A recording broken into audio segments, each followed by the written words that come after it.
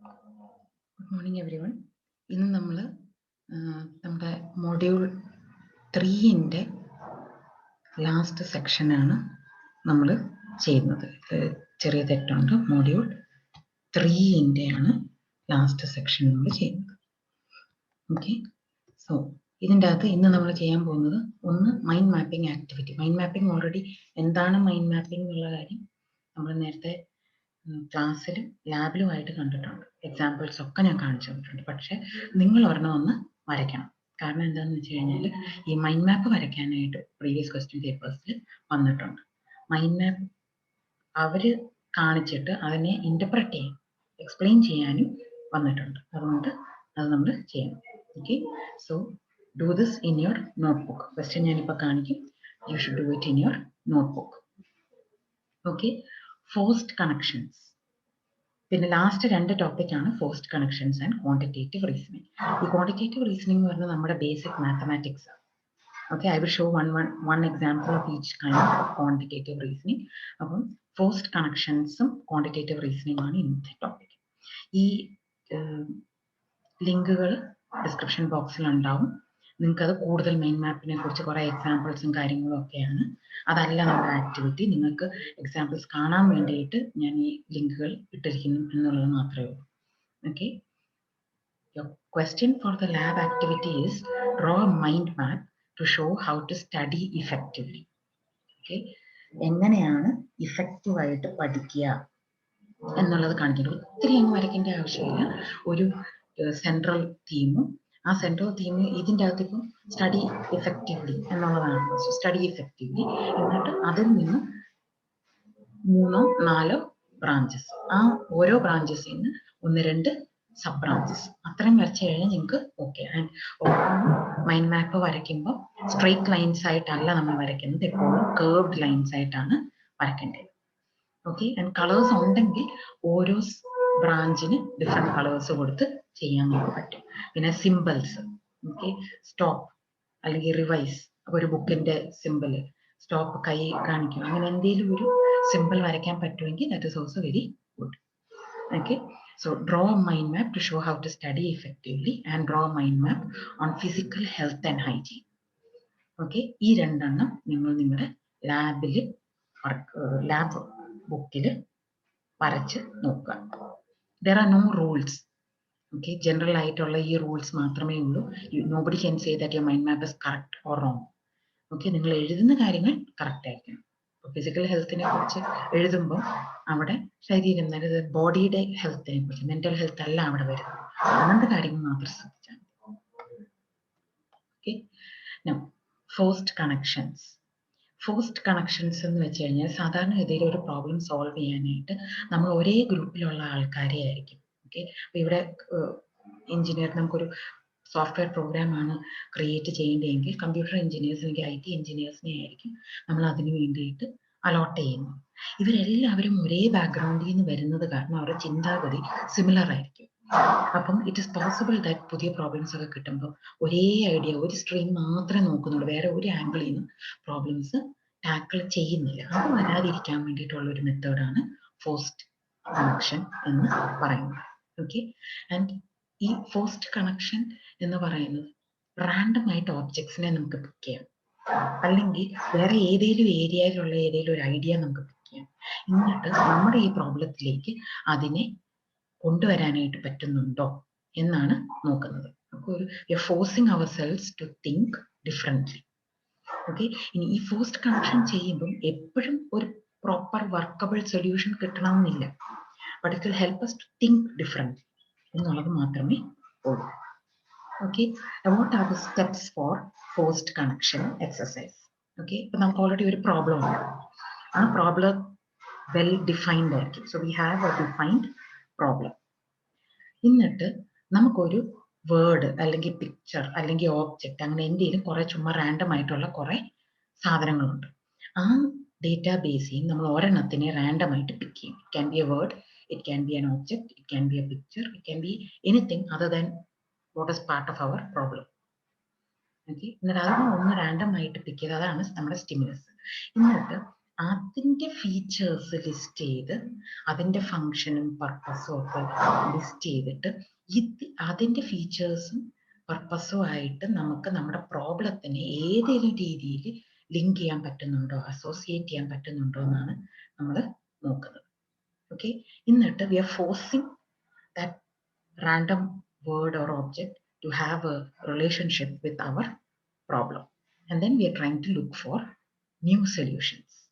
ഇതിനെയാണ് forced connection. It may not work always, but sometimes it leads to innovative solutions. Okay, now final ആയിട്ടുള്ളത് quantitative reasoning. ഇത് quick ആയിട്ട് നമുക്ക് ചെയ്യാൻ പറ്റുന്നതേ ഉള്ളൂ. എല്ലാം നിങ്ങൾക്ക് ഓൾറെഡി മാത്തമാറ്റിക്സിൽ നിങ്ങൾ പഠിച്ചിട്ടുള്ളതാണ്. So what are the different types of quantitative reasoning? Quantitative reasoning എന്ന് വെച്ചാൽ mathematical problems solve ചെയ്യുന്നതാണ് quantitative reasoning എന്ന് പറയുന്നത്. Okay, so what are the different types of problems? Translate from verbal to numeric or algebraic form. ഇത് നമ്മുടെ word problems. Translate from verbal to graphical form, statistics. Okay, നമ്മൾ ഗ്രാഫ്സും ചാർട്ട്സും ഒക്കെ വരയ്ക്കുന്നത് ഈ രീതിയിൽ. Translate from numeric or algebraic to graphical form. Okay, so verbal അല്ല, already numerical algebraic equation നമുക്കുണ്ട്, അതിൽ നിന്ന് നമ്മൾ ഗ്രാഫ്സോ ചാർട്ട്സോ വരയ്ക്കുന്നതാണ്. Okay, translate from graphic to numerical. അപ്പോൾ നമുക്ക് തന്നിൽ ചാർട്ടോ ഗ്രാഫോ ആണെങ്കിൽ അതിൽ നിന്ന് നമുക്ക് ന്യൂമറിക് ആയിട്ട് എന്ത് ചെയ്യാനായിട്ട് പറ്റും. ഓക്കെ, ഒരു ആൽജിബ്രൈക് എക്സ്പ്രഷൻ തന്നിട്ടുണ്ടെങ്കിൽ അതിനെ സിംപ്ലിഫൈ ചെയ്യാം. If you have some sort of data, അതിൽ നിന്നും പാറ്റേൺസ് കണ്ടുപിടിക്കുക, ഒരു പ്രോബ്ലത്തിന്റെ ആൻസർ എസ്റ്റിമേറ്റ് ചെയ്യാം. കൃത്യ ആൻസർ കിട്ടാന്നല്ല, ഒരു എസ്റ്റിമേഷൻ. ഓക്കെ, പിന്നെ trial and error, guess and check method. വലിയൊരു പ്രോബ്ലം ഉണ്ടെങ്കിൽ അതിനെ സബ് പ്രോബ്ലംസ് ആയിട്ട് ഡിവൈഡ് ചെയ്ത് അതിനെ കേസസ് ആയിട്ട് ഡിവൈഡ് ചെയ്ത് ആ സബ് പ്രോബ്ലംസിനെ സോൾവ് ചെയ്യുമ്പോൾ ബിഗർ പ്രോബ്ലത്തിനെ സോൾവ് ചെയ്യാം. ഇതെല്ലാം നമ്മൾ one way or the other മാത്സിൽ ചെയ്തിട്ടുള്ളതാണ്. Lastly use establish solutions from related problems. ഇതിന്റെ ഓരോന്നിന്റെയും ഓരോ എക്സാമ്പിൾ നമ്മളിപ്പോൾ കാണാനായിട്ട് പോവാണ്. ആദ്യത്തേത് translate from verbal to numeric or algebraic form. അപ്പൊ നമുക്ക് തന്നിരിക്കുന്ന problem, the minimum charge for an auto ride is ₹20 for the first 2 kilometers. Every additional kilometer costs ₹4. If I paid ₹32 to come to college, how far is my home? അപ്പൊ ഇതിന്റെ easy ആയിട്ട് നമുക്ക് ചെയ്യാം. D എന്ന് പറഞ്ഞാണ് distance എങ്കിൽ ആദ്യത്തെ 2 കിലോമീറ്ററിന് ₹20 പക്ഷെ ഞാൻ പേ ചെയ്തത് എന്തുവാ, ₹32. സോ 20 പ്ലസ് 4D-2 ടോട്ടൽ ഡിസ്റ്റൻസിന്റെ 2 നമ്മൾ കുറയ്ക്കുക. കാരണം ആദ്യത്തെ 2-ന് ₹20.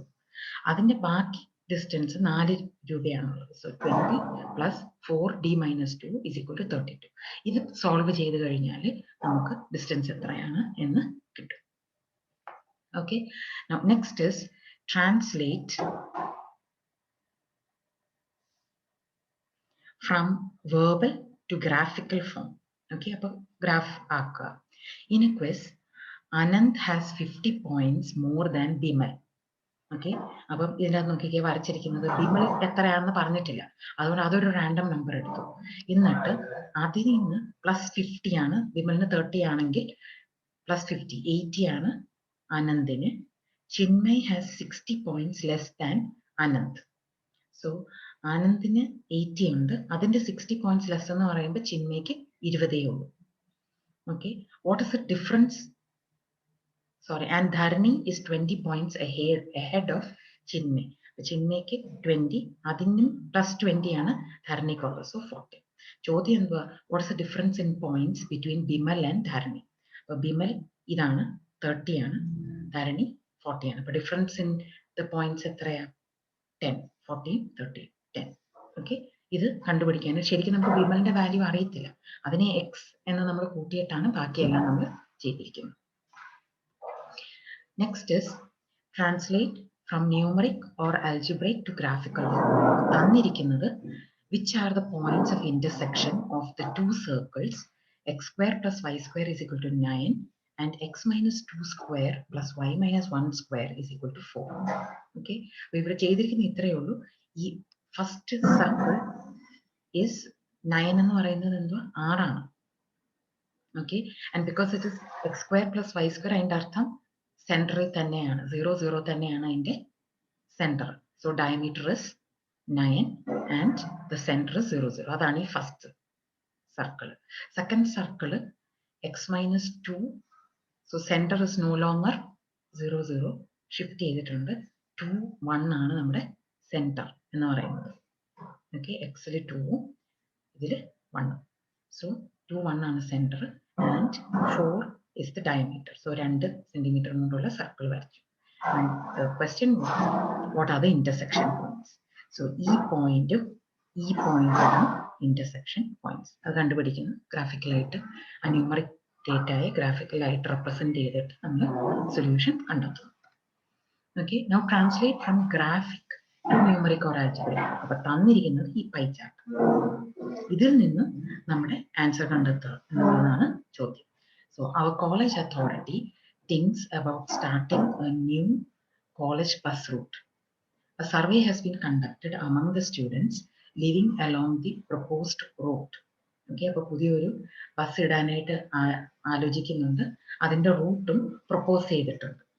Okay, ഈ പൈ ചാർട്ടിൽ നിന്നും we have to determine the percentage of students who are likely to use the college bus to travel. Survey എടുത്തപ്പോൾ ഇത്രയും പേര് ആ റൂട്ടിൽ നിന്ന് ഇങ്ങനെയൊക്കെയാണ് വരുന്നതെന്നാണ് നമുക്കറിയാം. സോ നമുക്കറിയാം ബസ് ഉപയോഗിച്ച് വരുന്നവർ 37% ആണ് സിറ്റി ബസ്. ഓട്ടോ ഉപയോഗിച്ച് റിക്ഷ എന്ന് പറയുന്ന ഓട്ടോ ഉപയോഗിച്ച് വരുന്നത് 10%. കാർ ഉപയോഗിച്ച് സ്വന്തം കാർ ഉപയോഗിച്ച് വരുന്നത് 6%. നടന്നു വരുന്നവർ 12%. ടൂ വീലറിൽ വരുന്നവർ 35%. ഓക്കെ, 35%. അപ്പൊ ഇതിൽ ഏത് സെറ്റ് ഓഫ് ആൾക്കാരാണ് ബസ് ഇട്ടാൽ ബസ്സിൽ കയറാൻ കൂടുതൽ ചാൻസ് ഉള്ളത്? സ്വന്തം വാഹനങ്ങളിൽ വരുന്നവരും നടന്നു വരുന്നവരും തൊട്ടടുത്തായിരിക്കുന്നത് കൊണ്ടും അല്ലെങ്കിൽ അവരുടെ കൺവീനിയൻസ് അവർക്ക് അത് അഫോർഡബിൾ ആയതുകൊണ്ടാണല്ലോ വരുന്നത്. അവർ വരാൻ ചാൻസ് ഇല്ല. സോ 37% ആണ് നമുക്ക് റഫായിട്ട് കാൽക്കുലേറ്റ് ചെയ്യാൻ. Okay, now simplification of algebraic expressions. നമുക്ക് ഈ ഒരു എക്സ്പ്രഷൻ ആണ് തന്നിരിക്കുന്നത്. If x is greater than 0, in which quadrant will this plot lie? So line വരച്ചു കഴിഞ്ഞാൽ ഏത് ക്വാഡ്രന്റിലായിരിക്കും, അല്ലെങ്കിൽ ഈ പർട്ടിക്കുലർ ഗ്രാഫ് വരച്ചു കഴിഞ്ഞാൽ ഏത് ക്വാഡ്രന്റിലായിരിക്കും. അതിന് ഇത്രയും വലിയൊരു ഇക്വേഷനൊക്കെ പെട്ടെന്ന് കണ്ടുപിടിക്കാൻ ബുദ്ധിമുട്ട്. പക്ഷേ ഇതിനെ നമ്മൾ സിംപ്ലിഫൈ ചെയ്ത് കഴിഞ്ഞാൽ ഈ എക്സ് ഇങ്ങോട്ട് വരുമ്പോഴത്തേനും -2x³ വരും. ഇവിടെ +4 വരും. അപ്പം ഇതിൽ നിന്നും അത് മൈനസ് ചെയ്ത് ഇതിൽ നിന്ന് ഇത് മൈനസ് ചെയ്യുമ്പോൾ -7x³ + x² എന്നാണ് വരുന്നത്. ഓക്കെ, ഇനി നമുക്ക് ക്ലിയർ ആയിട്ട് അറിയാം എക്സ് ഗ്രേറ്റർ ദാൻ 0 പോസിറ്റീവ് ആണ്, y എപ്പോഴും നെഗറ്റീവ് ആയിരിക്കും. എക്സ് പോസിറ്റീവ് ആണെങ്കിൽ y എപ്പോഴും നെഗറ്റീവ് ആയിരിക്കും. അപ്പൊ ഏത് ക്വാഡ്രന്റ് ആണ്? It is in the 4th quadrant. Okay, അടുത്തത് look for patterns. The question is, an icosaedron is a regular polygon with 23 edges. Okay, regular polygon with 23 edges ആണ് icosaedron. Question is, എത്ര edges ഉണ്ടാവും ഈ 23 edges ഉള്ള ഒരു പ്രിസത്തിന്? That is icosaedron prism ആണ് നമുക്കുള്ളതെങ്കിൽ എത്ര edges ഉണ്ടാവും? അതിന് വളരെ സിമ്പിൾ ആണ്. ഈ രീതിയിൽ നമ്മൾ പാറ്റേൺ ചെക്ക് ചെയ്യുക. whether there is a pattern. ട്രയാങ്കിളിന് 3 എഡ്ജാണ് ഉള്ളത്. അതിന്റെ പ്രിസത്തിന് 9 എഡ്ജാണ് ഉള്ളത്. താഴെ ട്രയാങ്കിൾ, മുകളിൽ ട്രയാങ്കിൾ, സോ 6 ആയി. എന്നിട്ട് അതിനെ ഓരോ വേർട്ടസിനെ കണക്ട് ചെയ്യാനായിട്ട് 9 എഡ്ജാണ് ഉള്ളത്. അതുപോലെ സ്ക്വയർ നോക്കിക്കഴിഞ്ഞാൽ 4 എഡ്ജ് ഉള്ളിടത്ത് 12 എഡ്ജസ് ആണ് പ്രിസത്തിലുള്ളത്. എന്റെ കണ്ണ് 5 എഡ്ജാണ് ഉള്ളത്, അതിന് 15 എഡ്ജസ് ആണ് ഉള്ളത്. ഇനി പാറ്റേൺ ഉണ്ടോ? ഈ നമ്പർ ഓഫ് എഡ്ജസ് n ആണെങ്കിൽ it is 3 into n, that is the number of edges in the prism. 3 into 3 ആണ് 9, 3 into 4 ആണ് 12, 3 into 5 ആണ് 12. So n edges ഉണ്ടെങ്കിൽ അത് 3 into n ആണ്. പാറ്റേൺ കണ്ടെത്തി. ഇനി 23 edgesന്റെ ഒരു icositrigon regular polygon prism is 3 into 23. Simple ആയിട്ട് കണ്ടുപിടിക്കാനായിട്ട് പറ്റും പാറ്റേൺ കണ്ടുപിടിച്ചാൽ. ഇനി അടുത്തത് എസ്റ്റിമേറ്റ് ദി ആൻസർ. എസ്റ്റിമേറ്റ് ചെയ്യാന്ന് വെച്ചാൽ എക്സാക്ട് ആൻസർ കിട്ടുക എന്നല്ല, റഫായിട്ട് നമ്മൾ ആൻസർ കണ്ടുപിടിക്കാം. So the question is, A meal in Gowri's canteen. Gauri എന്ന് പറയുന്ന ഒരു പെൺകുട്ടി ക്യാൻറ്റീനിൽ നിന്ന് കഴിക്കുമ്പോൾ 36 രൂപയാണ് ആകുന്നത്. Okay, if she needs to eat at least 2 meals a day in the canteen for the next 2 weeks, അപ്പോൾ അടുത്ത 2 ആഴ്ച 2 നേരം ഭക്ഷണം ഈ ക്യാൻറ്റീനിൽ നിന്ന് കഴിക്കണം എന്നുണ്ടെങ്കിൽ എത്ര പൈസ മാറ്റി വെക്കണം? ഇതാണ് ചോദ്യം. വളരെ സിമ്പിൾ ആണ്. ഒരു ദിവസം 2 ഭക്ഷണം, 2 ആഴ്ച എന്ന് പറയുമ്പോൾ 14 ദിവസം, 14 × 2 28. അത് നമുക്ക് എസ്റ്റിമേറ്റ് ചെയ്ത് 30 എന്നാക്കാം. ഒരു മീലിന്റെ കോസ്റ്റ് 36, അപ്പൊ 40 എന്നാക്കാം. അപ്പോൾ റഫായിട്ട് നമ്മൾ കാൽക്കുലേറ്റ് ചെയ്യുവാണെങ്കിൽ 30 × 40 1200 ഏകദേശം വേണ്ടി വരും ഈ 2 ആഴ്ചത്തെ ഭക്ഷണത്തിന് വേണ്ടി. അതിനെയാണ് എസ്റ്റിമേറ്റ്. അപ്പോൾ എക്സാക്ട് ആൻസർ അല്ല, 28 × 36 അല്ല നമ്മൾ ഉദ്ദേശിക്കുന്നത്. റഫായിട്ട് നമ്മൾ കാൽക്കുലേറ്റ് ചെയ്ത് എത്ര ഏകദേശം വേണം. അടുത്തത് ട്രയൽ ആൻഡ് എറർ അല്ലെങ്കിൽ ഗെസ് ആൻഡ് ചെക്ക്. ഇവിടെ ചോദ്യം, the students in Roshan's class all ordered, ഒരു ക്ലാസ്സിൽ എല്ലാവരും ക്യാപ്പ് ഓർഡർ ചെയ്തു, തൊപ്പി, ഫോർ എ പ്രോഗ്രാം. അതിൽ ബ്ലൂ ക്യാപ്പിന് 150 രൂപയും വെള്ള ക്യാപ്പിന് 90 റുപ്പീസും. ഓക്കെ, സോ മൊത്തം ക്യാപ്പ് അവർ ഓർഡർ ചെയ്തത് 28 എണ്ണം.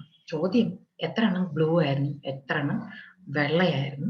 ഇഫ് ടോട്ടൽ പൈസ അവർ പേ ചെയ്തത് ₹3000 ആണെങ്കിൽ എത്രയാണ് എന്നാണ് ചോദ്യം. അപ്പം ആദ്യം നമുക്ക് ഫസ്റ്റ് ട്രയൽ 10 നീലയും 18, 28 ടോട്ടൽ. സോ 10 നീലയും 18 വെള്ളയാണെങ്കിൽ 10 × 150 പ്ലസ് 18 × 90 is equal to 3120. അപ്പൊ അത് കൂടിപ്പോയി. അപ്പൊ നമുക്ക് നീലയുടെ എണ്ണം കുറയ്ക്കാം. 6 നീലയും 22 വെള്ളയും ആണെങ്കിൽ 6 × 150 × 22 × 90, that is 2880. അപ്പൊ കുറഞ്ഞു പോയി. അപ്പൊ ചെറുതായിട്ട് നമുക്ക് ബ്ലൂ കൂട്ടാം. 8ഉം 20ഉം അന്നേരം 3000. സോ ഏകദേശം നമുക്ക് പറയാൻ പറ്റും 8 നീലയും 20 വെള്ളയുമായിരിക്കും അവര് മേടിച്ചിരിക്കുന്നത്.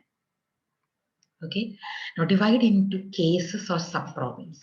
ഇവിടെ നമുക്ക് തന്നിരിക്കുന്ന പ്രോബ്ലം എന്ന് പറയുന്നത്, check if y is equal to 1 divided by x is less than or equal to 1 for all integers. അപ്പം x എന്ന് പറയുന്ന നമ്പർ ഇൻറ്റിജേഴ്സ് ആണെന്നുണ്ടെങ്കിൽ y-യുടെ value is equal to 1/x ആണെങ്കിൽ അതെല്ലാം less than or equal to 1 ആണോ, true ആണോ എന്നുള്ളതാണ് ചോദ്യം. അപ്പൊ അതിനെ നമുക്ക് 3 ആയിട്ട് ഡിവൈഡ്. ഇൻറ്റിജേഴ്സ് ആണ് നമ്മൾ നോക്കുന്നത്. So there are positive integers, negative integers and 0. Okay, positive integers ആണ് നോക്കുന്നതെങ്കിൽ 1 divided by x will always be less than 1, less than or equal to 1. അതുപോലെ നെഗറ്റീവ് ഇൻറ്റിജേഴ്സ് ആണ് നോക്കുന്നതെങ്കിൽ ഓൾറെഡി നെഗറ്റീവ് ആണ്. So of course it will be less than 1. 0 ആണെങ്കിലോ 1 divided by 0 ആണെങ്കിൽ it is not less than 1. Just what is the value? It is divided by 0 is an error, അത് false. Okay, infinity ആണ്, it is not defined. So the statement is not valid. So ഈ statement valid ആണോ എന്ന് check ചെയ്യാനായിട്ട് അതിനെ small pieces ആയിട്ട് divide ചെയ്തിട്ട് ആ ഓരോന്നുമാണ് ചെക്ക് ചെയ്യുന്നത്. എന്നിട്ടാണ് ഫൈനൽ ആൻസർ ഡിസൈഡ് ചെയ്തിരിക്കുന്നത്. Okay, now the last type of problem in quantitative reasoning is use established solutions from related problems. Okay, അപ്പോൾ എന്താ ചെയ്യുന്നത്, നമുക്കൊരു പുതിയ പ്രോബ്ലം കിട്ടി. ആ പുതിയ പ്രോബ്ലം കിട്ടുമ്പോൾ നമ്മൾ നോക്കുന്നത് അതുപോലത്തെ വേറെ പ്രോബ്ലംസ് ആരെങ്കിലും സോൾവ് ചെയ്തിട്ടുണ്ടോ, എന്നിട്ട് അതിൻ്റെ അകത്ത് യൂസ് ചെയ്തിരിക്കുന്ന ബേസിക് സ്റ്റെപ്സ് അതേപോലെ നമ്മൾ ഇങ്ങോട്ട് അപ്ലൈ ചെയ്യാൻ പറ്റുമോ എന്നാണ് നോക്കുന്നത്. ഈ പുതിയ പ്രോബ്ലത്തിനെ സോൾവ് ചെയ്യാൻ ആ സ്ട്രാറ്റജീസ് യൂസ് ചെയ്യാൻ പറ്റുമോ, മെത്തേഡ്സ് യൂസ് ചെയ്യാൻ പറ്റുമോ എന്നാണ് നോക്കുന്നത്. Okay, with this we have completed module 3. അടുത്ത ക്ലാസ്സിൽ we will begin with module 4. I hope you have understood. Don't forget to do the mind maps. It's very important. Okay, thank you very much.